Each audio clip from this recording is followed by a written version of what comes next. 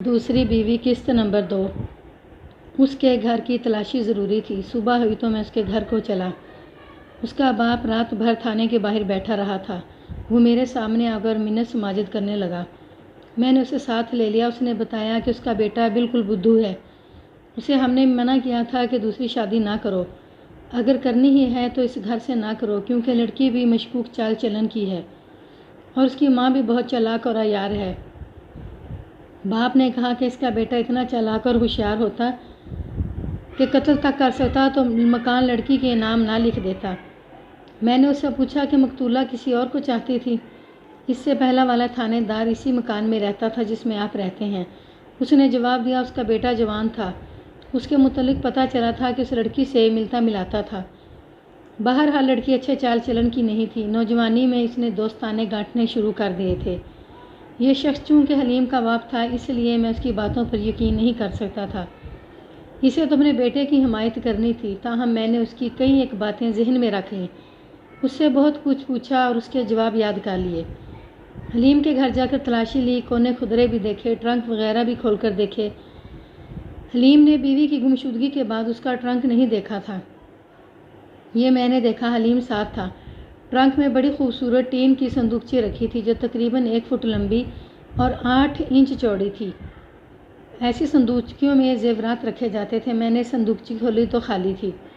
وہ زیورات بھی لے گئی۔ حلیم نے گھبرائے ہوئے لہجے میں کہا، میں نے اس کے لیے بے شمار زیورات بنائے تھے، سب لے گئی ہے۔ میں نے حلیم کی بات فوراً نہ مان لی۔ یہ بھی تو ہو سکتا تھا کہ اس نے بیوی کو ٹھکانے لگا کر زیورات کہیں ادھر ادھر کر دی ہوں، لیکن میں نے یہ بھی ذہن میں رکھا تھا کہ لڑکی گھر سے بھاگی ہوگی اور زیورات ساتھ لے گئی ہوگی۔ وہ جس کے ساتھ بھاگی اسے زیورات نے بے ایمان بنا ڈالا اور لڑکی کو قتل کر کے زیورات اپنے ساتھ لے گیا۔ اگر زیورات گئے تو نقدی بھی گئی ہوگی۔ حلیم نے بتایا کہ وہ اپنی بیوی کو خوش رکھنے کے لیے اسے پیسے بہت دیتا تھا۔ اس مکان سے کوئی سراغ نہ ملا۔ لڑکی کو قتل ہوئے 3 ہفتے گزر گئے تھے۔ ویسا سراغ تو مل ہی نہیں سکتا تھا جیسا میں ڈھونڈ رہا تھا۔ زیورات کی گمشدگی میرے لیے قابل غور تھی۔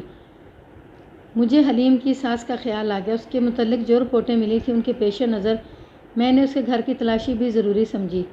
حلیم کو ساتھ رکھا۔ اس کے سسر نے اپنے گھر کی تلاشی کے خلاف بہت احتجاج کیا۔ میری منت سماجت بھی کی مگر میں نہ ہلا۔ مقتولہ کا جنازہ تھوڑی دیر پہلے ہو چکا تھا۔ میں اندر چلا گیا۔ مقتولہ کے باپ نے ایک بار پھر میرے آگے ہاتھ جوڑے کہ میں تلاشی نہ لوں، یہ ان کی بے عزتی ہے۔ میں رک جاتا ہوں۔ میں نے اسے کہا اپنی بیٹی کے زیورات اور رقم میرے حوالے کر دو۔ اس نے قسمیں کھا کر کہا کہ بیٹی کے زیورات کی ایک چیز بھی ان کے پاس نہیں۔ میں نے پہلی بار مقتولہ کی ماں کو دیکھا۔ بڑی خوبصورت عورت تھی۔ میں نے اس کی آنکھوں کے بدلتے زاویے اداسی میں بھی ہلکی مسکراہٹ، سٹائل اور چال ڈھال دیکھی تو مجھے خیال آیا کہ میں نے ایسی عورت پہلی بار نہیں دیکھی۔ مردوں کے سر کھلوانے والی عورت ایسی ہی ہوتی ہے، اپنی بیٹی کا سودا کرنے والی عورت بھی ایسی ہی ہوتی ہے، اور ایسی عورت آسمان سے تارے بھی توڑ لاتی ہے۔ اس نے میری طرف دیکھا تو اس کے چہرے پر وہی تاثر آ گیا جو پہلے سے میں جانتا تھا کہ آئے گا۔ میں نے اسے الگ کر لیا۔ اپنے خاندان کو ننگا نہ کرو، میں نے کہا۔ اپنی بیٹی کی جتنی نقدی اور جتنے زیورات ہیں وہ مجھے دکھا دو۔ اس نے بڑی اچھی اداکاری کی، اللہ رسول اور قرآن کی قسمیں کھائیں۔ میں نے اس کی آنکھوں میں آنکھیں ڈال کر دھیمی آواز میں کہا، اب اگر تم نے جھوٹی قسم کھائی تو میں تمہیں تھانے لے جا کر حوالات میں بند کر دوں گا۔ تم پر یہ لعنت جھوٹی قسموں کی وجہ سے پڑ رہی ہے۔ تمہاری بیٹی قتل ہوئی اور تمہارے گھر کی تلاشی ہو رہی ہے۔ توبہ کرو اور میرے ساتھ سچ بولو۔ بتا دو لڑکی کا اس گھر میں کیا کچھ کر رکھا ہے۔ اس نے پھر بھی مجھے بیوقوف بنانے کی کوشش کی۔ میں نے تلاشی شروع کر دی۔ زیورات کی 3-4 چیزیں حلیم نے پہچان لی۔ ان میں سے 2 چیزیں حلیم کی پہلی بیوی چھوڑ گئی تھی جو دوسری بیوی نے اپنی ماں کو دے دی تھی۔ کچھ رقم بھی برآمد ہوئی، لیکن اس کے متعلق یہ نہیں کہا جا سکتا تھا کہ یہ مقتولہ نے ماں کو دی ہے۔ حلیم کے مکان کی رجسٹری بھی برآمد ہوئی۔ حلیم کے سسر نے مجھے اندر کے ایک کمرے میں روک لیا اور رو کر کہنے لگا کہ میری یہ بے عزتی اپنی بیوی اور بیٹی کی وجہ سے ہو رہی ہے۔ اس نے کہا حلیم کے ساتھ اپنی بیٹی کا سودا اس کی بیوی نے ہی کیا تھا۔ اس گھر سے اور کوئی سراغ نہ ملا۔ مجھے کچھ ایسا یقین ہونے لگا تھا کہ قاتل حلیم نہیں، اور یہ بھی کہ لڑکی کو غائب کرنے میں اس کی ماں کا ہاتھ نہیں۔ کوئی وجہ نظر نہیں آتی تھی۔ حلیم کی پہلی بیوی اور اس کے بھائیوں کو نظر انداز نہیں کیا جا سکتا تھا۔ مخبروں نے جو رپورٹیں دی ان کے مطابق مقتولہ اور اس کی ماں کا چال چلن ٹھیک نہیں تھا۔ حلیم کے باپ نے بتایا تھا مجھ سے پہلے تھانے دار کے بیٹے کے ساتھ مقتولہ کا میل ملاپ تھا۔ ایک مخبر عورت نے اس کی تصدیق کی کہ یہ اطلاع میرے کام آ سکتی تھی، لیکن ابھی دیکھنا تھا کہ کیسے۔ میرے دماغ میں یہ آتی تھی کہ اگر میں حلیم کی یہ بات مان لوں کہ اس کی بیوی بھاگ گئی ہے تو وہ تھانے دار کے بیٹے کے ساتھ بھاگی ہوگی، زیورات اور نقدی ساتھ لے گئی۔ باہر جا کر یوں ہوا ہوگا کہ تھانے دار کا بیٹا بے ایمان ہو گیا اور لڑکی کو قتل کر کے زیورات اور رقم لے اڑا۔ یہ بھی ہو سکتا ہے کہ دونوں شہر سے پیدل نکلے اور راستے میں پیشہ ور راہزنوں اور ڈاکوؤں کے ہتھے چڑھ گئے۔ مقتولہ کی لاش کے ساتھ زیور کی ایک چیز نہیں تھی، یہ بھی راہزنوں نے اتار لی ہوگی۔ حلیم کی پہلی بیوی یا اس کے بھائیوں پر انتقام کا شک کیا جا سکتا تھا۔ میں رات کو ان کے گھر چلا گیا۔ اس گھرانے کے متعلق مجھے رپورٹ مل چکی تھی کہ شریف اور عزت دار گھرانہ ہے۔ وہاں 2 جوان لڑکے تھے جن کے متعلق بتایا گیا تھا کہ شرمیلے اور سیدھے سادے ہیں۔ میں نے ان کے گھر جا کر حلیم کی پہلی بیوی کے باپ سے بات کی۔ اس کے آنسو نکل آئے۔ اس کے ساتھ بہت باتیں ہوئیں۔ عجیب بات یہ دیکھی کہ اس نے حلیم کو برا بھلا نہ کہا، بلکہ یہ کہا کہ بڑا سیدھا آدمی ہے۔ میں نے اس کے بیٹوں کو بھی بلا لیا۔ ان میں سے ایک کی عمر 20 سال کے قریب ہوگی اور دوسرے کی 16-17 سال۔ دونوں شرمیلے سے تھے۔ ان کے چہروں پر مجھے قتل کرنے والی دلیری کے آثار نظر نہ آئے۔ میں ان کے ساتھ ایسے انداز سے باتیں کرتا رہا جس میں دوستی اور ہمدردی تھی، لیکن میں ان کی جانچ پڑتال کر رہا تھا۔ بڑے لڑکے نے کہا، اگر آپ اس شک پر یہاں آئے ہیں کہ حلیم کی دوسری بیوی کے قتل میں ہمارا ہاتھ ہے تو مجھے اس سوال کا جواب دے دیں کہ ہم نے لڑکی کو کیوں قتل کیا۔ یہ میں آپ کو یقین دلاتا ہوں کہ ہماری بہن کو اس لڑکی مقتولہ نے طلاق نہیں دلوائی، طلاق ہم نے خود مانگی تھی۔ حلیم تو طلاق دے ہی نہیں رہا تھا، اس نے دوسری شادی کا فیصلہ کر لیا تھا۔ قصوروار حلیم ہے، اس کی دوسری بیوی نہیں۔ اسے قتل کر کے ہم حلیم کے گھر اپنی بہن کو دوبارہ آباد نہیں کر سکتے تھے، آباد کرنا ہی نہیں چاہتے تھے۔ ہم نے خود طلاق مانگی تھی۔ اس لڑکے کی بات میں وزن تھا۔ میں یہ بھی دیکھ چکا تھا کہ یہ لڑکے قتل کی جرأت نہیں رکھتے، پھر بھی ان کے سینے میں جھانکنے کے لیے میں نے ان کے ساتھ گپ شپ کے انداز میں بہت دیر باتیں کی۔ آخر انہیں کہا، میں ان کی بہن حلیم کی پہلی بیوی سے 2-4 باتیں کرنا چاہتا ہوں۔ میں نے ان سے معذرت کی، وہ شریف لوگ تھے۔ انہوں نے اندر جا کر اپنی بہن کو میرے پاس بھیج دیا۔ باپ بھی اندر چلا گیا۔ میں نے اس عورت کے ساتھ افسوس کا اظہار کیا کہ حلیم نے اسے طلاق دے دی ہے۔ ایسی ہی چند اور باتیں کر کے اس کے دل سے پولیس کا ڈر نکال دیا۔ اس کے ساتھ جو باتیں ہوئیں ان سے مجھے یہ معلومات حاصل ہوئیں کہ حلیم نے اس کا ڈاکٹری معائنہ کرایا تھا اور وہ ٹھیک نکلی تھی۔ حلیم نے اپنا معائنہ ڈاکٹروں کے کہنے کے باوجود نہ کرایا۔ اکثر یوں ہی ہوتا ہے کہ جس مرد کے اولاد نہ ہو وہ بیوی میں نقص بتاتا ہے اور اپنا معائنہ کرانے میں اپنی توہین سمجھتا ہے۔ حلیم کی پہلی بیوی نے بتایا کہ حلیم کا رویہ بھی یہی تھا۔ بیوی کے بار بار کہنے کے باوجود اس نے اپنا معائنہ نہ کرایا اور یہی کہتا رہا کہ وہ مکمل مرد ہے۔ اس عورت کے کہنے کے مطابق اس کے ساتھ حلیم کو بہت محبت تھی۔ حلیم دوسری شادی کرنا چاہتا تھا لیکن اسے طلاق نہیں دے رہا تھا۔ بیوی برداشت نہ کر سکی کہ اس گھر میں کوئی اور عورت آئے۔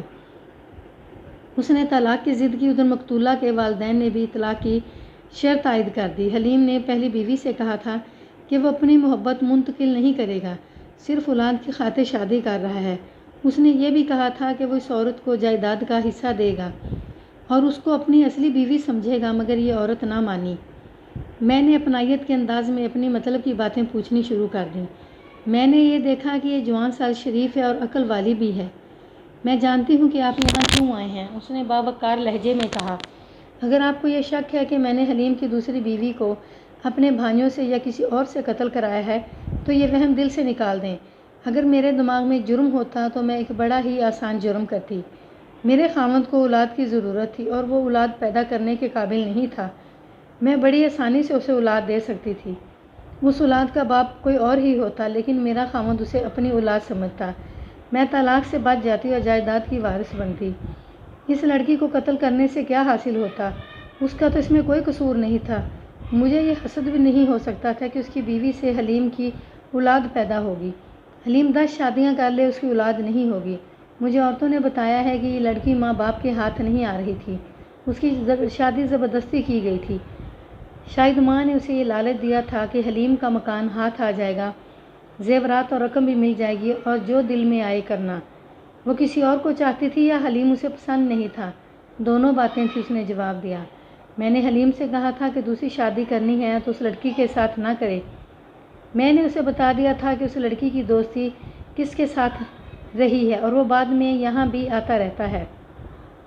حلیم نے میری بات نہ سنی، الٹا غصے میں بولا کہ تم حسد کی وجہ سے اسے بدنام کر رہی ہو۔ کون ہے وہ؟ آپ سے پہلے تھانے دار کا بیٹا، اس نے جواب دیا۔ ایسی باتیں چھپی نہیں رہا کرتیں۔ یہ تو مجھے معلوم نہیں کہ ان کی دوستی کہاں سے شروع ہوئی تھی۔ مجھے یہ معلوم ہے کہ اس لڑکی کے گھر کے ساتھ ایک گھر ہے، وہاں کی ایک لڑکی میری گہری سہیلی ہے، اس کا ایک بھائی تھانے دار کے بیٹے کا دوست تھا، دونوں میں محبت اور رازداری تھی۔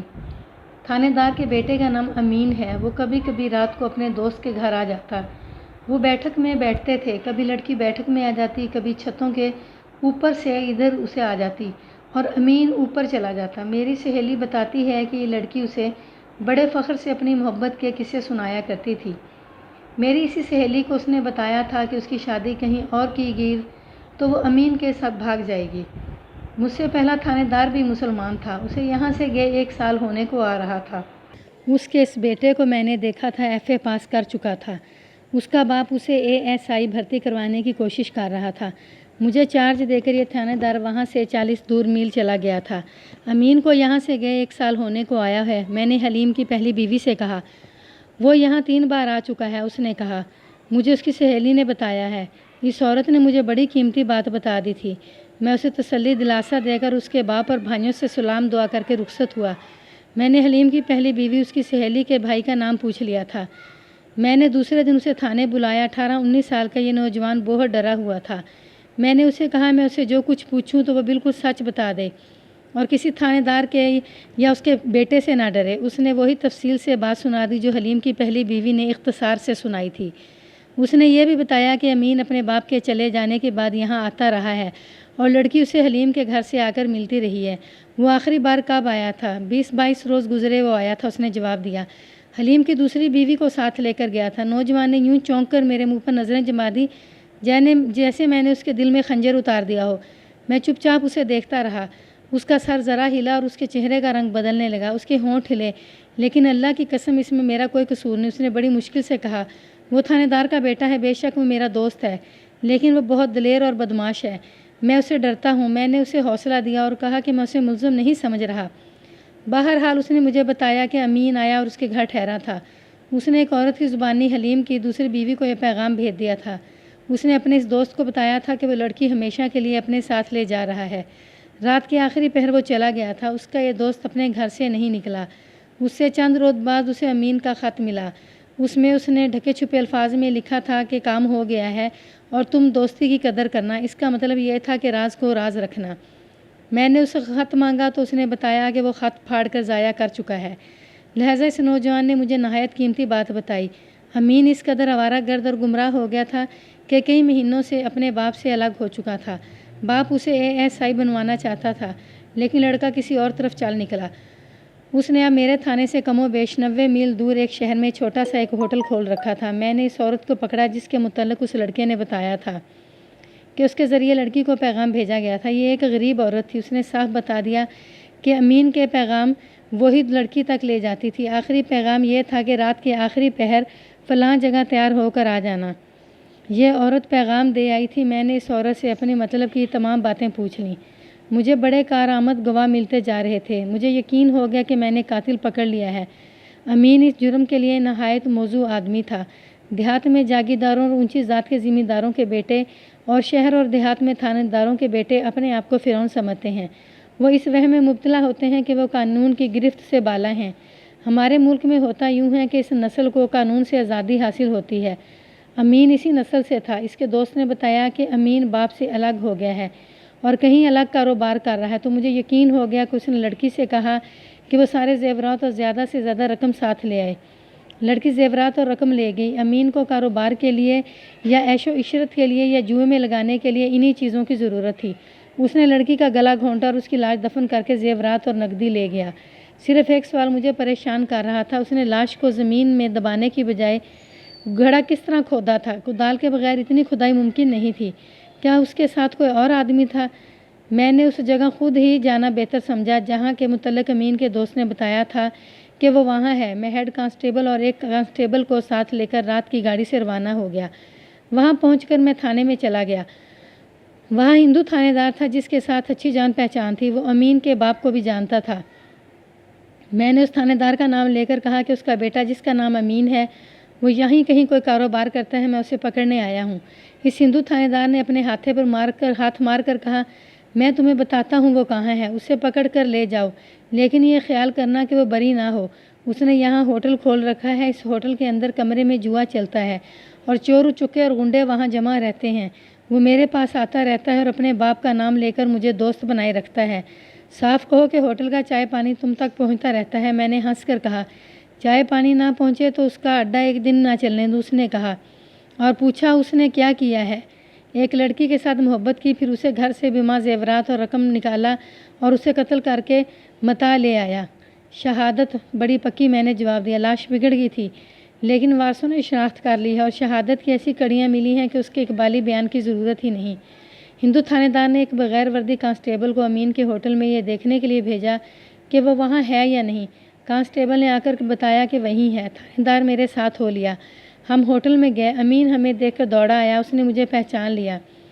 میں نے 1 سال پہلے اس کے باپ سے چارج لیا تھا۔ اس نے مجھ سے پوچھا کہ میں کیسے آیا ہوں۔ تمہیں اپنے ساتھ جانے آیا ہوں امین، میں نے جواب دیا۔ فوراً میرے ساتھ چل پڑو، کہاں لے جانا چاہتے ہیں مجھے؟ اس نے میرا انداز بھانپتے ہوئے پوچھا۔ جہاں تم نے ایک جوان لڑکی کو قتل کر کے دفن کیا تھا۔ کون سی جوان لڑکی؟ اس نے حیرت سے پوچھا۔ آپ کیا کہہ رہے ہیں ملک صاحب؟ میں نے لڑکی کے باپ کا نام لے کر کہا، اس کی بیٹی جو حلیم کی دوسری بیوی تھی۔ آپ کو کسی نے بتایا ہے کہ میں نے اسے قتل کر دیا ہے؟ اس نے کہا، وہ اپنی مرضی سے میرے ساتھ آئی ہے، بالغ لڑکی ہے اور تم نے اپنی مرضی سے اسے قتل کر دیا ہے۔ میں نے کہا، تم بھی تو بالغ ہو، آپ میرے گھر چلیں۔ اس نے کہا، میں آپ کو حلیم کی دوسری بیوی کو دکھاتا ہوں۔ میں حیران ہونے لگا کہ یہ کیا کہہ رہا ہے۔ میں وہاں کے تھانے دار کے ساتھ اس کے ساتھ چل پڑا۔ وہ کرائے کے مکان میں رہتا تھا۔ وہاں گئے تو دوسرے کمرے میں جا کر ایک لڑکی کو ساتھ لے آیا۔ وہ بڑی خوبصورت تھی۔ میں نے اس سے نام پوچھا تو اس نے اپنا نام وہی بتایا جو حلیم کی دوسری بیوی کا تھا۔ اس نے اپنے باپ کا بھی نام بتایا۔ میں تو اسے پہچانتا ہی نہیں تھا۔ وہاں کے تھانے دار نے میرے ساتھ مذاق شروع کر دی۔ میں چکرا رہا تھا۔ لڑکی نے بتایا کہ وہ حلیم کی دوسری بیوی ہے۔ تھانے دار سے کہہ کر میں نے اس کے گھر کی باقاعدہ تلاشی کا انتظام کیا۔ کچھ زیورات برآمد ہوئے جو میں نے قبضے میں لے لیے۔ دونوں کو میں ریلوے اسٹیشن لے گیا۔ امین کو میں نے ہتھ کڑی نہ لگائی۔ ان دنوں ریل گاڑیوں میں آج کی طرح رش نہیں ہوتا تھا۔ میں نے ایک چھوٹا کمپارٹمنٹ خالی دیکھا تو ہیڈ کانسٹیبل امین اور لڑکی کو اس میں سوار کرا لیا۔ امین چونکہ تھانے دار کا بیٹا تھا اس لیے وہ میرے ساتھ بے تکلف ہو گیا۔ اس نے مجھ سے پوچھا کہ میں کس قتل کی بات کر رہا ہوں۔ میں نے بات کو ٹالنے کے لیے کوئی اور بات شروع کر دی۔ امین اتنا پریشان نہیں تھا، لڑکی بہت گھبرائی ہوئی تھی۔ وہ میرے ساتھ بات کرنے سے بھی ڈرتی تھی۔ اس نے امین کے کان میں کچھ کہا۔ دونوں نے میری طرف دیکھا۔ کہتی ہے کہ اپنے خاوند کے پاس نہیں جاؤں گی۔ امین نے مجھے کہا اور پوچھا، ہمارے ساتھ آپ کیا سلوک کریں گے؟ تم ایک تجربہ کار تھانے دار کے بیٹے ہو۔ میں نے اسے کہا، اپنا جرم تم خود ہی اچھی طرح جانتے ہو۔ اگر تم دونوں میرے ساتھ اچھا سلوک کرو گے تو میں تمہارے ساتھ اس سے زیادہ اچھا سلوک کروں گا۔ دیکھ لو، میں نے تمہیں ہتھ کڑی نہیں لگائی۔ یہ لڑکی بے شک بالغ ہے لیکن شادی شدہ ہے، اپنے خاوند کو دھوکہ دے کر بھاگی، زیورات اور رقم بھی چوری کر کے لائی ہے۔ تم نے اسے اغوا کیا اور چوری میں مدد دی ہے۔ مجھے تمہارے باپ کا خیال آتا ہے۔ تم مجھے ساری بات صاف صاف بتا دو تاکہ تمہیں بچانے کی کوئی ترکیب سوچوں۔ میں نے اسے لڑکی سے الگ کر لیا اور ذرا پرے جا بیٹھے۔ اس کے متعلق جو رپورٹ ملی تھی وہ بالکل صحیح ثابت ہوئی۔ اس کے دوست نے اس کی اور حلیم کی دوسری بیوی کی محبت اور ملاقاتوں کی جو روایت سنائی تھی وہ بھی درست نکلی۔ امین ہر بات سچ بتا رہا تھا۔ اگر اس وقت امین وہاں ہوتا جب لڑکی کی شادی ہو رہی تھی تو وہ حلیم کے گھر جاتے ہی یا ماں باپ کے گھر سے امین کے ساتھ بھاگ جاتی۔ امین کو بہت دیر سے پتہ چلا۔ وہ یہاں آیا، لڑکی سے ملا اور لڑکی کا فرار طے ہوا۔ پھر وہ لڑکی کو لینے آیا، دوست کے گھر ٹھہرا۔ عورت کی معرفت انہوں نے ملنے کی جگہ طے کی۔ لڑکی نے زیورات اور رقم کی پوٹلی باندھی، دن کو ہی باندھ کر ٹرنک سے باہر کہیں رکھ لی تھی۔ حلیم آدھی رات کے بعد پیشاب کے لیے جاگا۔ اس وقت لڑکی جاگ رہی تھی۔ حلیم اسے سوتی ہوئی سمجھتا رہا۔ وہ واپس آ کر سو گیا تو لڑکی اٹھی، پوٹلی اٹھائی اور نکل گئی۔ امین بھی فوراً ہی آ گیا۔ دونوں ریلوے اسٹیشن کے قریب اندھیرے میں چھپے رہے۔ گاڑی آئی تو وہ پلیٹ فارم کی طرف سوار ہونے کی بجائے دوسری طرف سے سوار ہوئے۔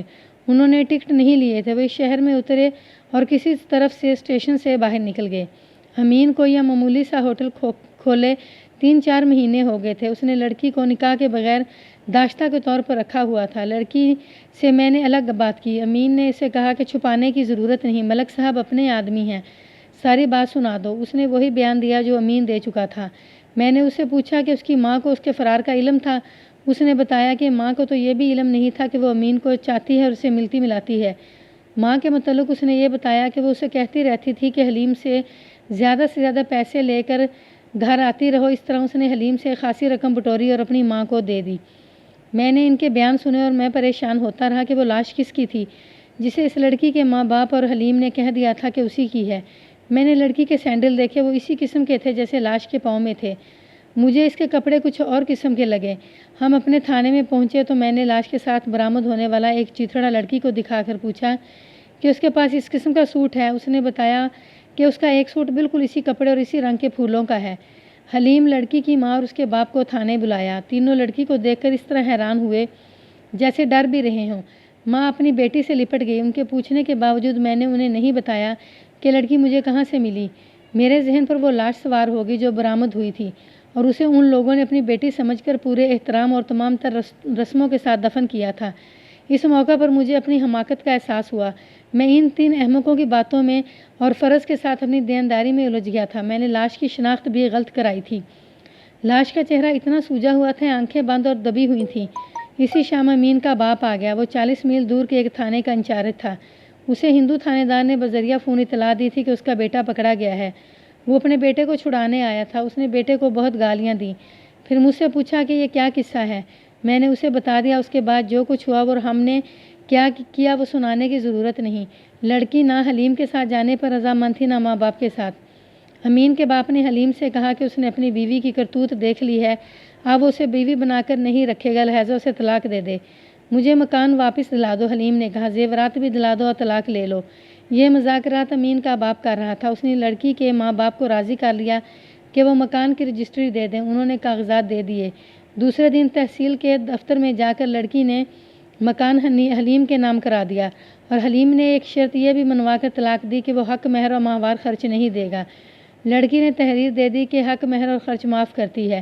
لڑکی امین کے ساتھ چلی گئی، لیکن جو لاش برآمد ہوئی تھی اس کے متعلق آج تک نہیں پتہ چلا کہ کس کی تھی۔